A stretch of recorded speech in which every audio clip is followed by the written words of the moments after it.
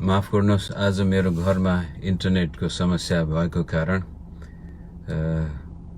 यो डेटाबाट तपाईको सामनेमा आउने प्रयास गर्दा पनि घरमा त्यति राम्रो डेटा पनि चल्दैन र हिजोदेखि साँझबाट इन्टरनेटको लाइनमा पनि समस्या भएको कारण आज अलिक घरबाट टाढा गएर यहाँको सामनेमा फेरि हाम्रो दैनिक आराधना गर्ने प्रयास गर्दैछु र पनि 7 मिनट ढिलो भइसकेछ।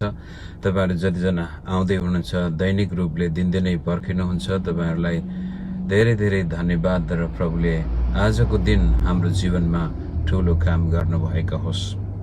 र कतिपय मित्रहरूले धेरै पटक कमेन्टहरू गर्नुहुन्छ, प्रतिक्रियाहरू जनाउनुहुन्छ, तर सबैको उत्तर मैले दिन नसके पनि म ती प्रतिक्रिया पढ्छु र तपाईहरुको लागि प्रार्थना गर्दछु र मलाई विश्वास छ तपाईहरुले पनि हाम्रो लागि प्रार्थना गरि नै रहनु भएको छ।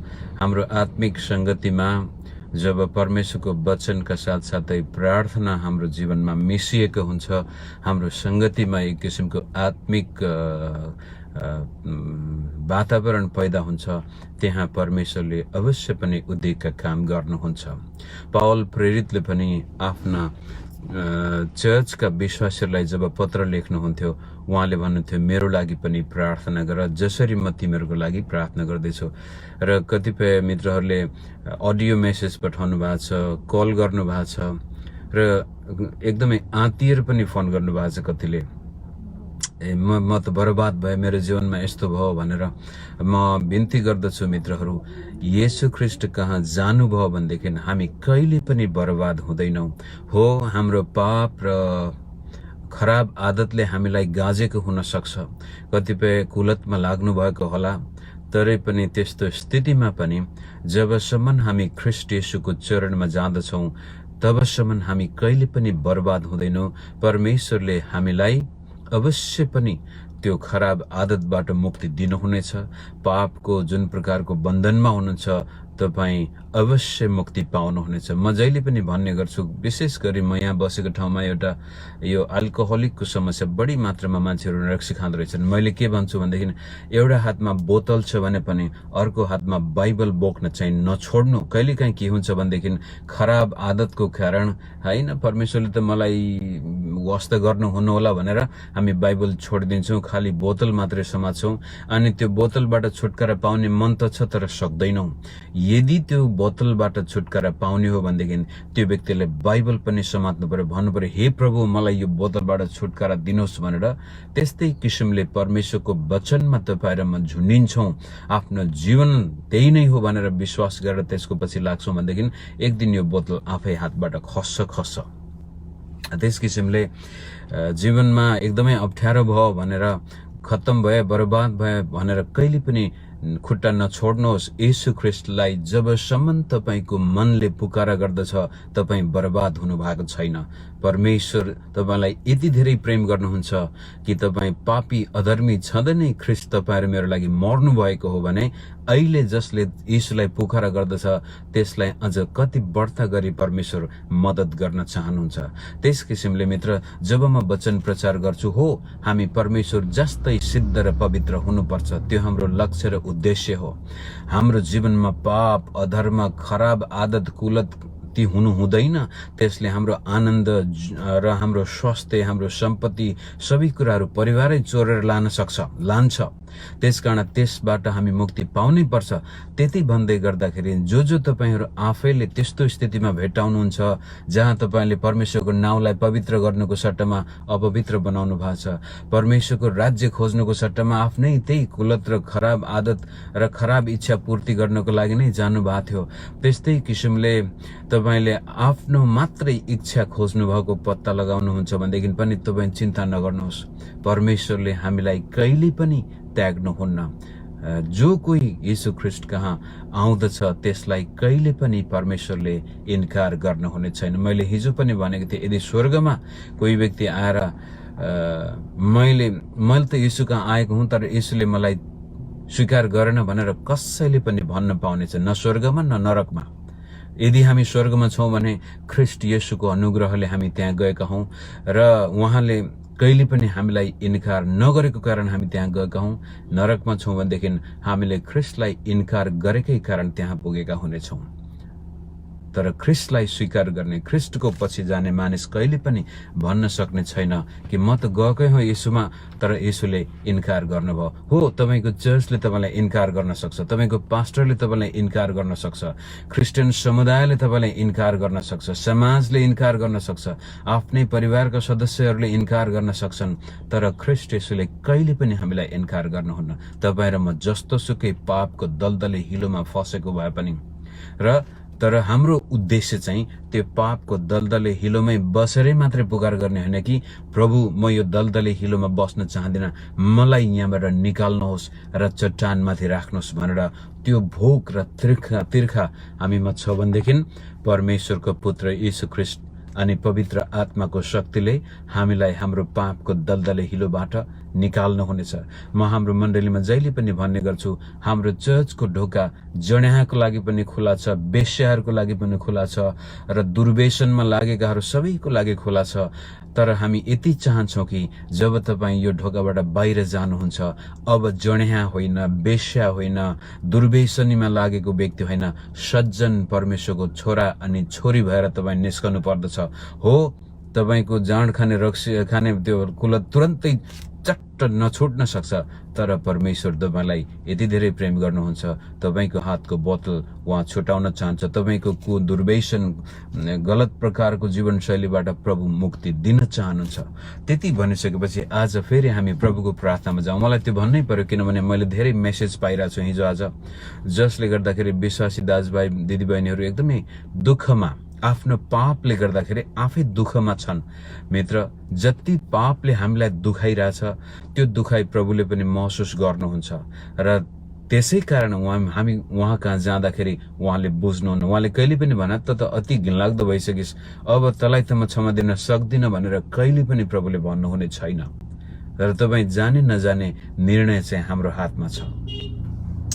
आज प्रभुको प्रार्थनाको 11औं पदमा हामी आएका छौं, अथवा प्रभुले सिकाएको प्रार्थनामा।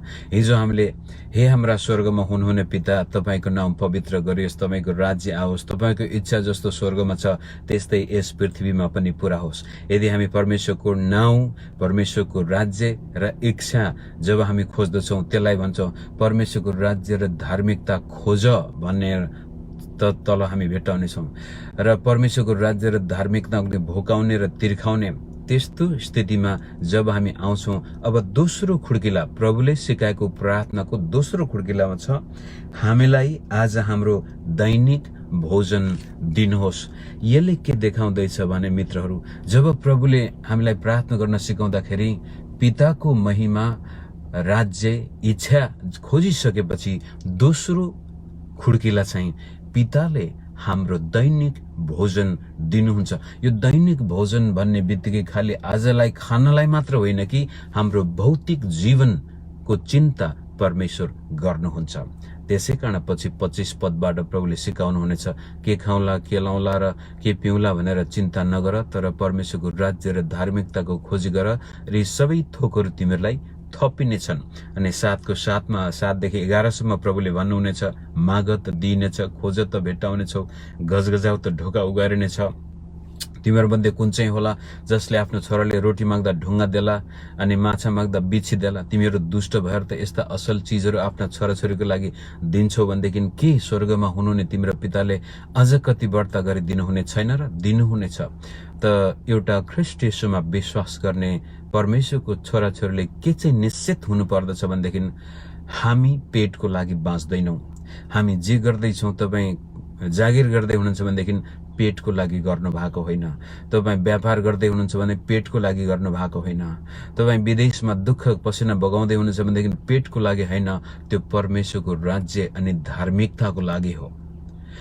र हाम्रो पेटको चिन्ता परमेश्वरले गर्नुहुन्छ, हाम्रो शरीरको चिन्ता परमेश्वरले गर्नुहुन्छ, हाम्रो भौतिक जीवनको चिन्ता परमेश्वरले गर्नुहुन्छ।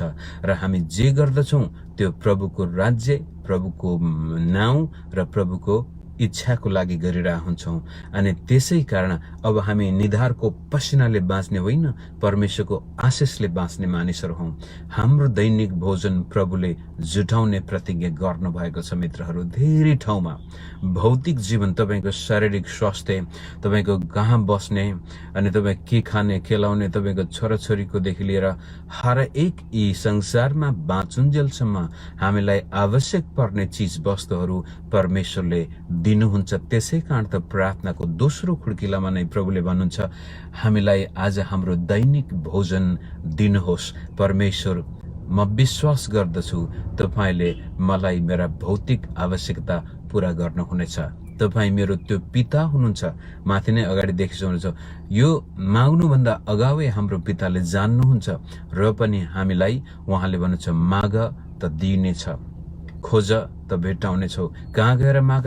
गुप्तमा गएर, परमेश्वरसँग घनिष्ठ सम्बन्धमा माग, मानिससँग होइन, संसारका हुने खानेहरूसँग होइन, तर परमेश्वरसँग माग, पितासँग माग। र यहाँनिर पनि प्रभुले चाहिँ हाम्रो दैनिक भोजन दिनुहोस्। भौतिक आवश्यकता प्रभुले पूरा गर्नु हुनेछ भन्ने निश्चयता हामीले गर्नुपर्छ। जब म जवान विश्वासी थिएँ, बिहा गरेको थिएन, मलाई पटक्कै चिन्ता थिएन यो भौतिक जीवनको बारेमा। म त जोगी नै भएर प्रभुको सेवा गर्छु भनेको थिएँ। र जसले गर्दाखेरि मेरो घर परिवार जसले प्रभुलाई विश्वास गरेको थिएन, अनि उहाँहरूको गुनासो के भनेदेखि यसले त केही कमाएन, यसले हामीलाई कुनै आर्थिक सहायता नै दिएन। अरू ख्रिस्टियनहरू पनि ख्रिस्टियन भएर कति धेरै कमाइसके, यसले त केही पनि कमाएन। अनि मित्र, एकपटक म बिहा गर्ने दिन आयो। विवाह गर्दाखेरि हातमा 1 रुपियाँ थिएन। पछि यसो लाग्यो, हुन त बुवाले पहिल्यै भनेको थियो, तँलाई चाहिँ म 1 रुपियाँ पनि अंश दिन्न भनेर त धम्की त दिनुभएको थियो। तरै पनि विवाहको लागि कुरा गर्दाखेरि बुवाले केही सहायता गर्नुहुन्छ भनेर म मेरो विवाहको प्रस्ताव लिएर घर गएँ। कहीँ 1 रुपियाँ पनि थिएन। र पनि त्यो एउटा मेरो गल्ती नै हो भनौँ। त्यतिखेर अलि डगमगाए। जाँदाखेरि बुवाले प्रतिक्रिया जनाउनु भयो, बडो नकारात्मक प्रतिक्रिया नै जनाउनु भयो। आमाले चाहिँ यो कानको सुनको त्यो अलि पुरानो जमानाको सुन थियो, त्यो चाहिँ उहाँले आमाले, छोरा म त केही पनि गर्न सक्दिनँ, बिहा जस्तो कुरामा तेरो यस्तो हालत बनाइस् तैले, ल यो लगेर जा भन्दाखेरि बुवाले भन्यो, त्यो लगेर जाँदैछस्, त्यो फिर्ता चाहिँ गर्नुपर्छ भनेर वचन दिनुभएको थियो। त्यसपछि कसरी आमाले 4000 रुपियाँ पनि खोजेर दिनुभयो। आफ्नो कानको 2वटा ती पुरानो जमानाका सुनका फुली र 4000 रुपियाँ मलाई आमाले दिनुभयो। त्यो मेरो जीवनमा, मेरो घर परिवारबाट पाएको ठुलो एउटा सहायता आमाको हृदयले गर्दाखेरि। र मैले भन्न खोजेको कुरो, म एकदमै संसारमा केही पनि चाहिँदैन भनेर हिँडेको व्यक्ति थिएँ। र पनि बिहा गर्दाखेरि गाह्रो भएको थियो। तरै पनि त्योभन्दा धेरै चाहिने थियो। म अब भारत, यो मणिपुरमा मेरो श्रीमती जानुपर्ने, भेट्नुपर्ने, र अब सुदूरपश्चिमबाट त्यो बेला 4000ले के पुग्थ्यो। र त्यसपछि धनगढीमा एकजना दिदीले मलाई कसरी 7000 रुपियाँ ऋण दिनुभयो र 4 आना सुन पनि थपिदिनु भयो। त्यो पैसा फिर्ता तिर्न धेरै समय लाग्यो। सुन त फिर्ता तिर्न सकेको छैन। त्यो दिदीले पनि धेरै ठुलो गुण लगाउनु भएको छ। आज उहाँ पनि प्रभुको सेवामा हुनुहुन्छ। यस्तो किसिमले मैले मेरो जीवन सुरु गरेको थिएँ। नभन्दै बिहा गर्दाखेरि 1 रुपियाँ पनि थिएन हातमा। कसैले सुट किनिदियो, अनि कसैले 1800 रुपियाँ त थियो मेरो पकेटमा। त्यसले चाहिँ चियापानी गर्यौँ हामीले विवाहको दिनमा।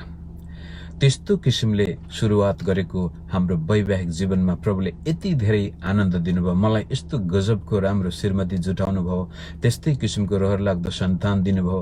हाम्रो विवाह आज साह्रै नै आशिषमय छ। तर रुपियाँ पैसाकै पछि लागेको भए हात्तेरी, म त कहाँ देखाउनु पर्छ नि मेरो बुढीलाई त। अब बुढी फेरि हुने खाने परिवारको, त्यति बेलामा ठ्याक्कै मणिपुरमा जातीय युद्ध भएको कारण आमा बाबु कोही पनि आउन पाएको थिएन नेपालमा। यस किसिमले हामीले हाम्रो वैवाहिक जीवन सुरु गर्दा पनि आजसम्म, आज 28 वर्ष हुन आँट्यो बिहा गरेको, भइसक्यो भने पनि हुन्छ अब। र पनि परमेश्वरले हाम्रो जीवनमा धेरै ठुलो आशिष दिनुभएको छ। सेवकाईको हिसाबले पनि हामीले त्यस्तै किसिमले दुःख गरेर, हामीले कुनै मिसनबाट पैसा लिएर, कुनै प्रकारको मिसनरले हामीलाई सहायता गरेर, मैले केही दिन अगाडि एउटा दाइले हामीलाई धम्की दिएको र कुइरेनीले धम्की दिएको कुरो बताएको थिएँ। कसैबाट 1 रुपैयाँ नलिएर हामीले यो ट्रेकिङ गाइडहरूलाई विद्यार्थीहरूलाई अंग्रेजी पढाएर काठमाडौँमा सेवा गर्यौं र आज परमेश्वरले उदयको काम गर्नुभएको छ। गजब राम्रो संगति चर्च भवन काठमाडौँमै बनेको छ। अनि त्यो चर्च भवन बनाउँदाखेरि पनि हाम्रो परिवारबाट त्यस्तै प्रकारको गुनासो आएको थियो। यसले त विदेशी पैसा खान्छ, आमा बाउ दाजुभाइलाई केही पनि दिँदैन भनेर फेरि अर्को गुनासो आयो। तर त्यो मेरो लागि होइन, परमेश्वरले सेवकको लागि पनि दिनुभयो। मेरो परिवारलाई पाल्नको लागि पनि आशैसँग हात थाप्नु पर्न परमेश्वरले उद्योगका काम गर्नुभयो। त्यसै कारण यो आज हामीलाई दैनिक भोजन दिनुहोस् भन्ने जुन परमेश्वरको वाक्यांश छ त्यो हाम्रो जीवनमा हामीले यथार्थ रूपले बुझेका छौं। परमेश्वरको राज्य र धार्मिकता खोज्ने मानिसको भौतिक चिन्ता परमेश्वरले लिनुहुन्छ। एक दिन छोरा झन्नै 1.5 वर्ष 2 वर्षको थियो होला, भान्सामा चामल थिएन अनि हामी भाडामा बसेका थियौं र त्यही घरबेटीको किराना पसल पनि थियो। मैले जिन्दगीमा कहिले पनि ऋण खोजेर चाहिँ म खान्न भनेको थिएँ। म भोकै बस्छु तर ऋण खोजेर खान्न, परमेश्वरले जुटाउनु भएन भने म भोकै बस्छु भनेर बसेको थिएँ। र त्यो घरबेटी एकदमै राम्रा थिए, साह्रै मिलनसार। हामीले काठमाडौँमा बस्दाखेरि हरेक ठाउँमा जहाँ हामीले भाडामा बसेका छौं ती घरबेटीहरूसँग एउटा पारिवारिक सम्बन्ध नै गाँसिन्थ्यो। र किराना पसलमा जति उधारो लिए पनि उहाँले दिनुहुन्छ, त्यसमा कुनै शंका थिएन। एक दिन साँझ भइसक्यो, 6-7 बजिसक्यो, हामीलाई चामल थिएन, श्रीमती थियो, छोरा छ 2 वर्षको, अनि चिन्ता लाग्न थाल्यो। म मेरो पलङमा बसेर किताब पढ्दै थिएँ। त्यो किताब के हो त्यो पनि अहिलेसम्म याद छ। अनि मैले निर्णय गरेँ, ला बुढी छ, छोरा छ, अब त प्रभु के गर्ने। म त भोकै बस्न सक्थे तर श्रीमती र छोरा भोकै बसेको त म देख्न सक्दिनँ। र ठिक छ 8 बजेसम्म तपाईले मेरो प्रार्थनाको उत्तर सुन्नु भएन भने पसल 9 बजे बन्द हुन्थ्यो, म घरबेटीमा गएर चामल लिएर आउँछु भनेर म त्यो पसलमा 8 बज्नुभन्दा अगावै तल हामी माथिल्लो तल दोस्रो तलमा बसेका थियौं। टिनको गेटमा टङटङ आवाज आउँछ, को आएछ भनेर हेर्दाखेरि त्यति बेलामा पास्टर जेम्स गुरुङ हुनुहुन्थ्यो चाबा हिलमा। आज उहाँ अमेरिकामा बसोबास गर्नुहुन्छ।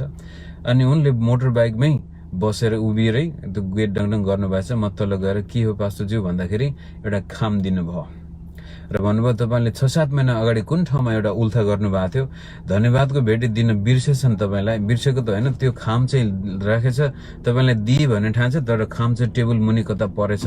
र हिजो अस्ति त्यो चाहिँ गोपालजी अधिकारी दाइको चर्चमा भएको कार्यक्रम थियो अनि त्यो खाम तल रहेछ। त्यसै कारण तपाईले यो आज भेटाएछ, मलाई यो तपाईलाई दिदिनु भनेर म यहाँ आएको, म त गइहाल्छु भनेर उहाँले त्यो खाम थमाएर जानुभयो र हामीलाई 1 महिनासम्म रासन पानी त्यो खामभित्र थियो। 6 महिना अगावै यदि त्यो मेरो हातमा परेको भए सायद 6 महिना अघि सिद्धिन्थ्यो होला।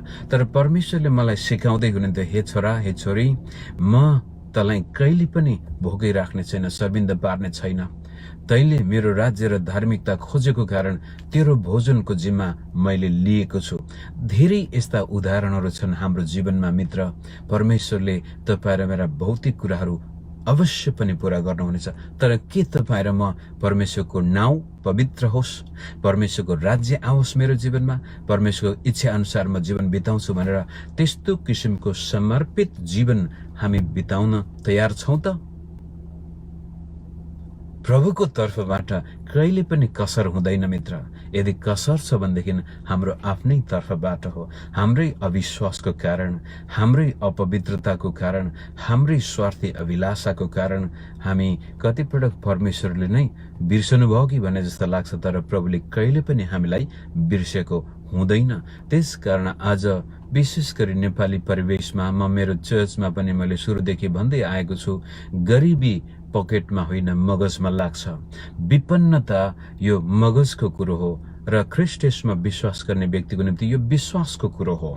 यदि तपाईं र मैले हैन यति ठिकै छ, गरिबमै ठिकै छ, मलाई अब मागेरै खान्छु भन्नुहुन्छ भनेदेखि परमेश्वरले जबरजस्ती तपाईलाई गरिबीबाट उकास्नु हुने छैन। तर होइन, म यो गरिब बन्न चाहन्न, म गरिब होइन, मेरा पिताले सारा सर्वस्व आफ्नो उसमा लिनु भएको छ। मलाई आफ्नो आशिष दिनको लागि परमेश्वरले जे पनि गर्न सक्नुहुन्छ। एलियालाई खुवाउनको लागि काग पठाउन सक्नुहुन्थ्यो भनेदेखि परमेश्वरले मेरो जीवनमा पनि उद्योगका काम गर्न सक्नुहुन्छ। मलाई गरिबीबाट छुटकारा दिन सक्नुहुन्छ। मेरा भौतिक आवश्यकता प्रभुले पूरा गर्नुहुनेछ भनेर त्यो विश्वास तपाईले जाहेर गर्नुहोस् न।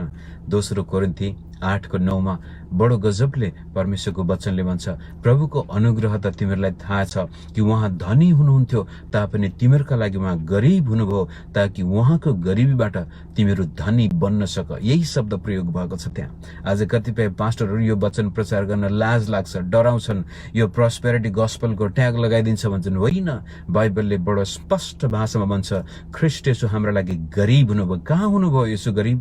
क्रुसमा गरिब हुनुभयो। कहाँ हुनुभयो येशू ख्रीष्ट? पाप क्रुसमा हुनुभयो। कहाँ हुनुभयो येशू ख्रीष्ट? श्राप क्रुसमा हुनुभयो। कहाँ मर्नुभयो येशू? क्रुसमा मर्नुभयो। त्यसकारण जसरी हाम्रो लागि उहाँ श्राप बन्नुभयो ताकि हामी अब्राहमको आशिष प्राप्त गर्न सकौं, जसरी उहाँको लागि पाप बन्नुभयो ताकि उहाँको धार्मिकता हामीले प्राप्त गर्न सकौं, त्यस्तै किसिमले ख्रीष्ट येशू गरिब बन्नुभयो ताकि उहाँको प्रशस्तता हाम्रो जीवनमा आओस्। त्यो विश्वास तपाईँ र ममा हुनुपर्छ। जब जब हामी यो प्रभुले सिकाएको प्रार्थनालाई मुखबाट व्यक्त गर्दछौँ त्यति बेलामा भन्नुहोस्, प्रभु धन्यवाद, तपाईँले आज मलाई मेरो दिनभरिको भोजन दिनुभएको छ। मलाई के चाहिएको छ? भौतिक जीवन तपाईँले सुरक्षा गर्नुभएको छ, प्रशस्त मात्रामा तपाईँले मलाई दिनुभएको छ। म उन्नति र प्रगतिको बाटोमा लागेको मानिस हुँ भनेर विश्वासका साथ तपाईँ प्रभुको चरणमा जानुहोस्। बिलौना गरेर होइन, म कस्तो दुखी, म कस्तो गरिब, मलाई त कसैले पनि सहायता गर्दैन, हे प्रभु तपाईँले पनि के गर्नु भएको भनेर होइन कि प्रभु धन्यवाद, मेरो लागि तपाईँ क्रुसमा गरिब हुनुभयो। प्रभु धन्यवाद, म तपाईँको राज्य र धार्मिकता खोज्ने मानिस हुँ भनेदेखि तपाईँले मलाई कहिले पनि भोकेर नाङ्गी राख्नुहुने छैन। त्यो विश्वासको साथ तपाईँ र म गयौँ भनेदेखि ख्रीष्ट येशूले हामीलाई हाम्रो गरिबीबाट, हाम्रा आवश्यकताहरूबाट छुटकारा दिनुहुनेछ। कहिलेकाहीँ एउटा गल्ती चाहिँ नगर्नुहोस् मित्र। यो प्रस्पेरिटी गस्पल प्रचार गर्ने भाइ बहिनीहरूले के चाहिँ गरिरहेछन् भनेदेखि तपाईँले मलाई भेटी पठाउनु भयो, मसँग पार्टनरसिप गर्नुभयो भनेदेखि परमेश्वरले तब तपाईँलाई धनी बनाउनुहुनेछ। त्यसले के भन्दैछ भनेदेखि यिनीहरू कल्भरी क्रुसमा ख्रीष्ट येशूले जो काम हाम्रो लागि सिधाइसक्नु भएको छ त्यो उनीहरू हाम्रो लागि मुक्तिदाता बन्दैछन्। उनीहरूलाई भेटी पठाएपछि मात्रै हामीले आशिष पाउने हो भनेदेखि कल्भरी क्रुसमा येशूले गरेको कामलाई रद्द गरेर उनीहरू आफै मसीहा बन्दैछन्। त्यस्तो प्रकारको गलत शिक्षकको शिकार चाहिँ नबन्नुहोस्। दिनुहोस् परमेश्वरका दास दासीलाई, जसलाई अगुवाई गर्नुहुन्छ प्रभु, जसलाई मन पराउनुहुन्छ, जसको वचन सुन्दाखेरि तपाईँलाई आशिष आउँछ भनेदेखि ती व्यक्तिहरूलाई आशिष बाँड्नुहोस्। भौतिक कुराहरू तर त्यसलाई दियो भने पाइन्छ कि भनेर दिनुभयो भनेदेखि तपाईँ दिने पनि लोभी, दुष्ट आत्माबाट प्रेरित भएको, र त्यो भन्ने व्यक्ति, मलाई देऊ भन्ने व्यक्ति पनि दुष्ट आत्माबाट प्रेरित भएको व्यक्ति हो। तपाईँको रुपियाँ पैसा जम्मा गरेर आफै सम्पन्न हुनको लागि मानिसलाई, विश्वासलाई उसले धोका दिँदैछ। त्यो चाहिँ नगर्नुहोस्। तर ख्रीष्ट येशूले गर्नुभएको मुक्तिको कार्यमा विश्वास गर्नुहोस्, क्रुसको शक्तिमा विश्वास गर्नुहोस्, र प्रभुले तपाईँको भौतिक जीवनको जिम्मा पनि लिनु भएको छ। विश्वासी मित्रहरू, हामी गरिबको गरिब भएर बाँच्नु आवश्यक छैन। हाम्रा गरिबीबाट छुटकारा दिन प्रभु येशू क्रुसमा गरिब भन्नुभएको तथ्य स्वीकार गर्नुहोस्। र आज म यो आज मात्रै होइन, भोलिसम्म कहिले त्यो लाइन तयार हुन्छ थाहा भएन। हिजो साँझबाट गएको, त्यसकारण तपाईँहरू धेरैजनाका प्रतिक्रियाहरू पनि मैले देख्न सकेको छैन। युट्युबमा पनि यो भिडियो अपलोड गर्न पनि भएको छैन। जुन दिन आउँछ त्यही दिन गरौँला। तबसम्म परमेश्वरले तपाईँलाई आफ्नो अनुग्रहमा राख्नु भएको, तपाईँको आर्थिक जीवनबाट यदि दुःख कष्टमा हुनुहुन्छ भनेदेखि पनि प्रभुले छुटकारा दिनुभएको होस्, यही मेरो प्रार्थना छ। र भित्रपट्टि प्रभुले त्यो विश्वास हालिदिनु भएको होस्, जुन विश्वासले सबै कुराहरू सम्भव बनाउँछ। मर्कुस 9:23 भन्छ, विश्वास गर्नेका निम्ति सबै कुराहरू सम्भव छन्। त्यस्तै किसिमको विश्वास तपाईँले आफ्नो भौतिक जीवनमा दैनिक भोजनको लागि पनि गर्नुहोस् मित्रहरू। र आफ्नो शरीरमा प्रभुले त्यसपछि तपाईँलाई तागत बल दिनुहुनेछ। मेहनत गर्नको लागि शरीरमा स्वास्थ्य दिनुहुनेछ। आइडियाजहरू आउनेछन्, कसरी म मेरो गरिबीबाट म आफैलाई मुक्ति दिन सक्छु भनेर प्रभुले नयाँ नयाँ तरिकाहरू, विचारहरू दिन सक्नुहुनेछ। नयाँ मानिसहरूसँग भेटघाट गर्न हुन सक्नेछ। नयाँ प्रकारको सम्बन्ध कायम हुन सक्छ। कुनै न कुनै तरिकाले प्रभुले तपाईँ र मलाई हाम्रो गरिबीबाट छुटकारा दिनुहुनेछ। कारण प्रभुको प्रार्थनाको दोस्रो खुड्किलामा हामी परमेश्वरको राज्य र धार्मिकताको कुरो गरिसकेपछि हाम्रो भौतिक जीवन कारण धेरै मानिसहरू यो भौतिक जीवनको चिन्ताले गर्दाखेरि नै, रुपियाँ पैसाको लोभले गर्दाखेरि नै उनीहरूको जीवन निसासिएको हुन्छ। बिउ त उम्रेको छ, तर यो काँडा र सिउनी परेको बिउ फल फल्न सक्दैन। त्यो नहोस् भन्नको लागि परमेश्वरले हाम्रो भौतिक जीवनको जिम्मा आफ्नो हातमा लिनुभएको छ। उहाँ हाम्रो त्यो गोठाला हुनुहुन्छ जसले हाम्रा सबै आवश्यकता जान्नुहुन्छ र पूरा पनि गर्नुहुनेछ। तपाईहरूका सबैका भौतिक आवश्यकतामा प्रभुले मद्दत गर्नुभएको भन्दै आजको यो डिभोसनको वचन यही राख्छु। सबैलाई जय मसीह।